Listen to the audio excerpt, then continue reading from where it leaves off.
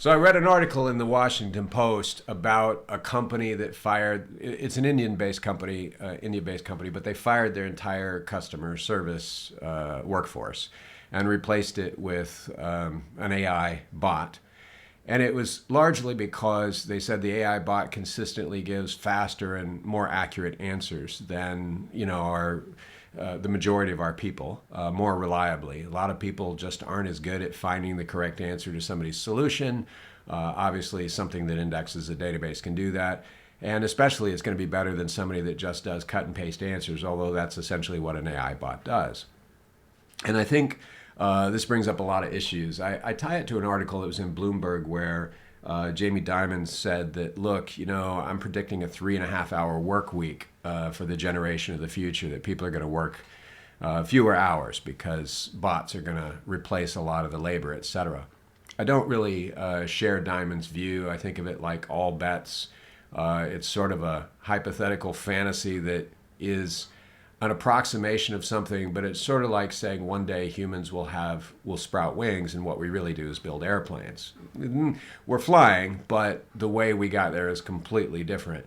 So I'm not sure that replacing a percentage of our labor is what we're in store for. And that CEO and that company is saying, look, don't automate immediately. Look at what you can augment with first. Don't replace all your customer service people. Just replace the lowest hanging level. But the train is clearly there. We're going to knock out everybody we can possibly knock out for one simple reason. It's cheaper. And in the end, the ape will keep going back to what's cheaper.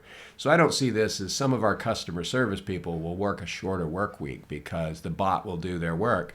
It's more like the customer service people won't be there because the bot will do their work. So I don't agree with Jamie.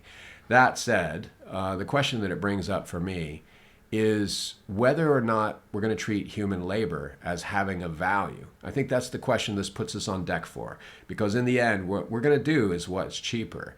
And I can't really imagine a corporate America where we decide, nope, it's more expensive, but consistently, it's more expensive, but human labor itself, there's a value to having human beings do something, to being meaningfully employed, etc.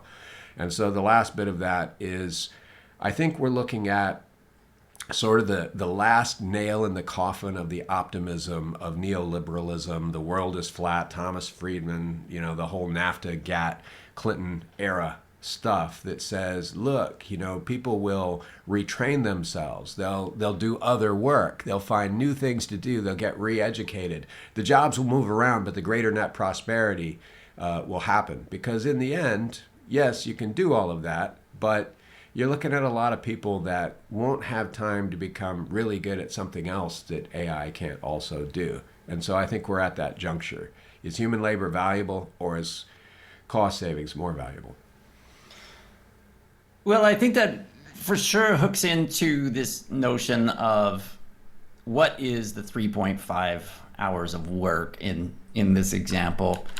And it reminds me of the old story of a guy who comes in to repair a ship's engine, spends an hour on it, and he charges a huge bill for it. And the person says, well, you only worked an hour. Why am I having to pay you, these thousands of dollars? And the answer is, you're paying for my 20 years of experience. You're not paying for the hour of work. And so this will be interesting to see how it plays out. So if people really only work 3.5 or 4 hours a week, are we going to reduce wages down to 3.5 or 4 hours a week? Or did he mean, no, we're going to hold wages constant, but you're actually probably only going to be working that much? I'm in the camp, and I don't know the actual amount of work, but I'm in the camp that says as we replace physical labor, which we have been doing for 150 years, and now we're starting to aggressively replace data processing work, people using PCs and spreadsheets and typing and this and that. It forces us as a society in general, I'm not referring to some individuals who opt out, in general, it forces us as humans to provide greater value in areas that machines, and I'm specifically now referring to computing machines, that computing machines can't do. And so in this case, I don't know about the definition of work, but I think we're certainly going to be engaged as normal, still an approximate normal work week, although actual hours, I'm not defining. But so, for example, I think the work is going to shift, as it has done in the last 100, 150 years, towards things that human provide, which is compassion in healthcare, designing future systems and processes, things that that are coming from human imagination and caring. So I've made 2 points: what I think the work is going to shift to, and then a little bit about the quantity. Yeah, I can't see if cost is a value. I can't see somebody saying you'll work less hours, but I'll pay you more per hour in the average net in order to do it. I think what it'll be is as long as I can get somebody to work what I was paying before for hours per hour and pay less hours, I'm going to do that. So unfortunately, if everything all happened at once, if we did not live in the artifact of time, but if all things occurred simultaneously, then we wouldn't have to worry about the transition period where somebody basically loses out because they're not retrained in a skill that is, you're now Counselor Troy. What you really bring is empathy, or they're not in a situation where there's nobody else available who will work for that rate. As long as we are in time, though, there's always going to be somebody that'll still work for 25 bucks an hour instead of 75 bucks an hour, and will do the same work. And I'd rather have that guy for 3.5 hours than I would the other guy for 3.5 hours. So I'm concerned about, we saw this with NAFTA and GATT. The theory was in neoliberalism that if we just open the walls, remove all the protections and controls, allow jobs to be exported, get everybody to outsource, that there will be greater net prosperity for everybody, that ultimately some people will get retrained in green jobs or whatever else, and we'll have a booming economy. What really happened is we got greater polarization of wealth. We got whole swaths of the United States that turned into rust belts, and we got the inevitable rest of the ecological response to that, which is a militantly angry ecosystem of people who are going to try to take this back, even by insurrection, etc. And even if it's not recoverable. But we got a culture of mass shootings out of this. We got a culture of, all kinds of crazy stuff. So I'm looking at the potential for this to go wrong. And my concern is this: let's just say that we accept the New Deal, neoliberalism is not going to go back in the genie's bottle. Well, that means that a couple of generations of people in developing nations like India, Pakistan, other places have come up on this notion of, I'm going to be doing customer service, I'm going to be doing tech support, I'm going to be doing things like this. They're not all Oracle developers. And even then, right, the Oracle developer has reached such a level where that's a fairly commoditized job. Pretty soon AI will do that too. So the idea of taking them because of the artifact of time and consigning them back to essentially pre-development poverty, you guys are out of the workforce, is a much more likely scenario than that they're going to be retrained and suddenly become Azure developers or high-powered consultants or something like that, or engineers before they're gonna reach impoverishment. And what I'm concerned about is not just the social injustice of, hey, we built you up, but then we replaced you, and so you're dumped back to dirty streets where there's no running water. But instead, it's the ultimate impact of that on the ecosystem. Because if developing nations are consigned to a level of poverty and economic floundering that they were once again, this is going to affect the global economy. It's going to affect us in the first world. This stuff, that the shit runs uphill. Well, I do think it's going to force us to confront this question either deliberately or by force of consequence, which is like you said, from the Clinton era approach to free trade, which essentially shipped a lot of labor jobs overseas, and I don't know if they just wanted to dodge accountability for it, or it was an assumption or what, but essentially say, okay, well, the market will figure it out. People will retrain voluntarily, or they'll figure out their way, and people did not. And so it's going to force us to say, all right, so AI and other computing machines create an enormous amount of value that is superior to what humans can do. Are we going to take that money, which if you focus purely on increasing shareholder value, and are you going to basically take that money off the table and put it into the coffers of the corporate treasury, or distribute it to shareholders? Or are we going to say, this is an opportunity to take some of that money and somehow invest in, I don't know, the retraining that you were talking about, education and so forth? Because if we don't, we get some of the social consequences that you're describing. And that's where I'm suggesting, well, it'll probably just get taken off the table, like you're saying. But one way or another, this is going to be addressed, that as society gets pushed into creating higher value work, because the lower value work is now being done by machines, we're going to have to figure out how they get there. They meaning myself included. Yeah, and I think the best predictor of what we apes are going to do is what we've always done, that habit is the best indicator. You know, people, when they get power, don't tend to give up power. The instances are rare, less than 1 out of 100.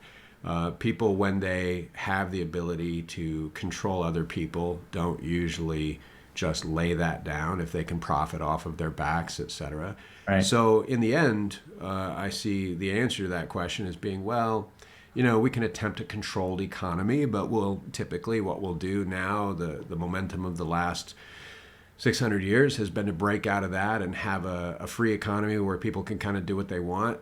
So the idea of a command and control economy where we're just going to tax 80% of it because we put so much of that money, automation put so much of that money back in your coffers, now you can afford greater taxes, whatever. That, I don't see that lasting. And on top of this, I do see people essentially putting the money back in their pocket because that's the best bet. If I can get more money off you and put it in my pocket, I'll do it. So what's the resulting consequence? Well, typically in the long span of human civilization, it's greater enslavement or greater war or greater dictatorial government or something fairly unpleasant in the social environment that allows the polarized order of the haves and have-nots to persist. And you know, the only other way to really do it is to limit what AI is allowed to do. And effectively, AI is coming in, and it's funny, right? Because there's a whole group of people marching in Virginia under the last presidency saying, you shall not replace us, you shall not replace us. And what they should have been worried about is not the immigrants, but AI. AI is threatening to replace even the immigrants and everybody else as well. Right. And in essence, that nightmare that they had in their heads, which only exists in their heads, but is largely a response to the NAFTA and GATT neoliberalism, not a justified response, but certainly a response. The real location of that nightmare is in AI.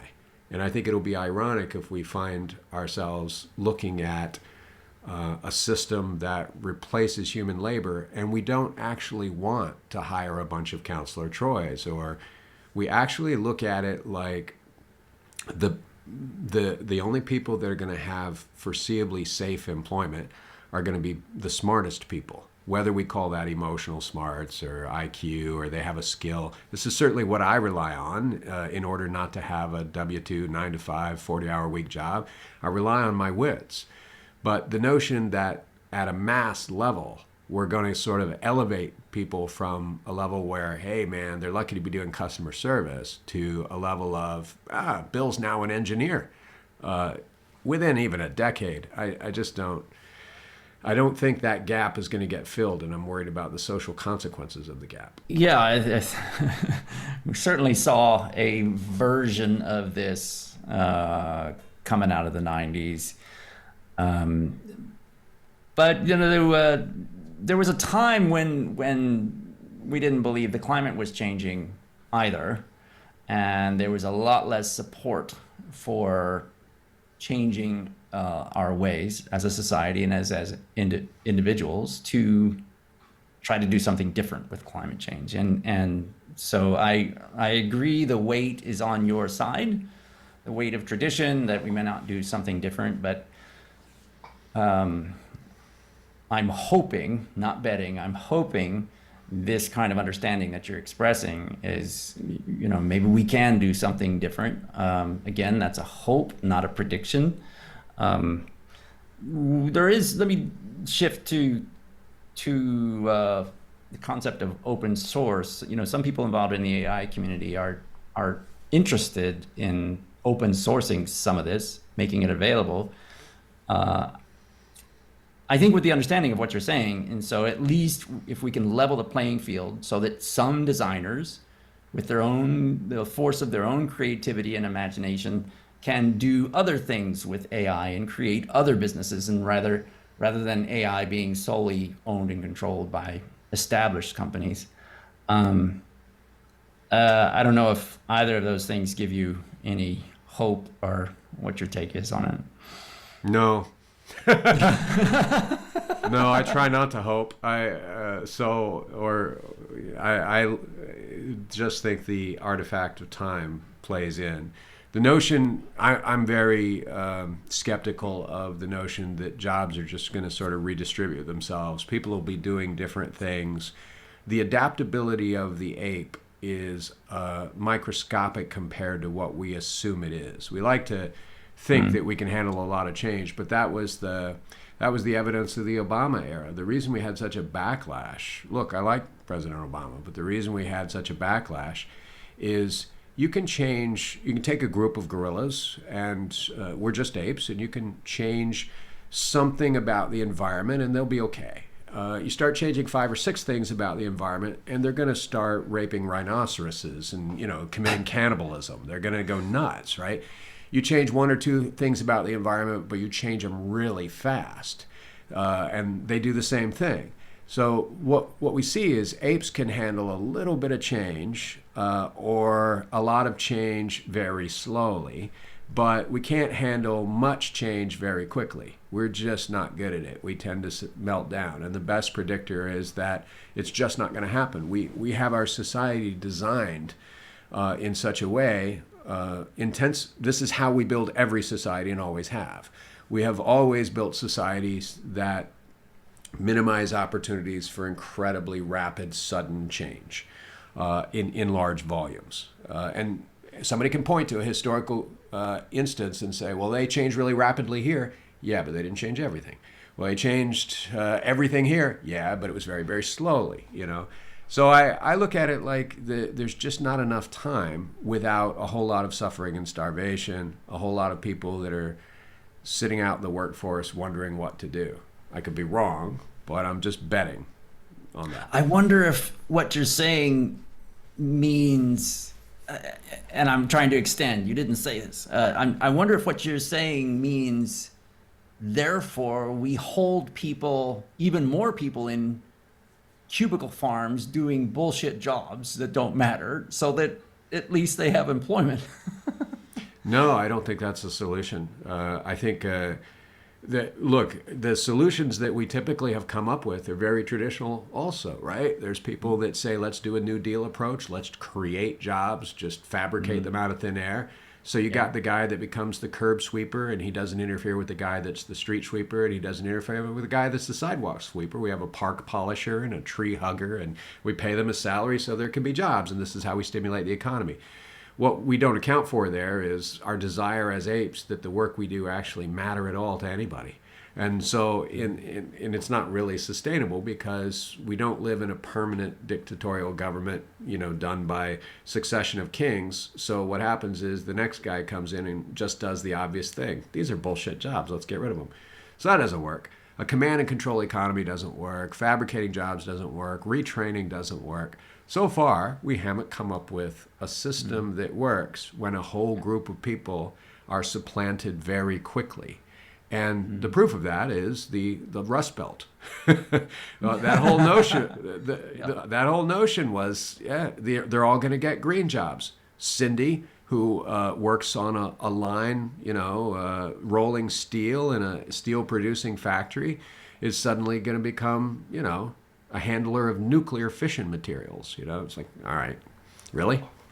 And how long will that take before she does that? How likely is it versus she's going to wind up at Walmart labeling things, you know. So I'm not optimistic about it, just because I haven't seen an invented mechanism for overcoming the nature of the ape.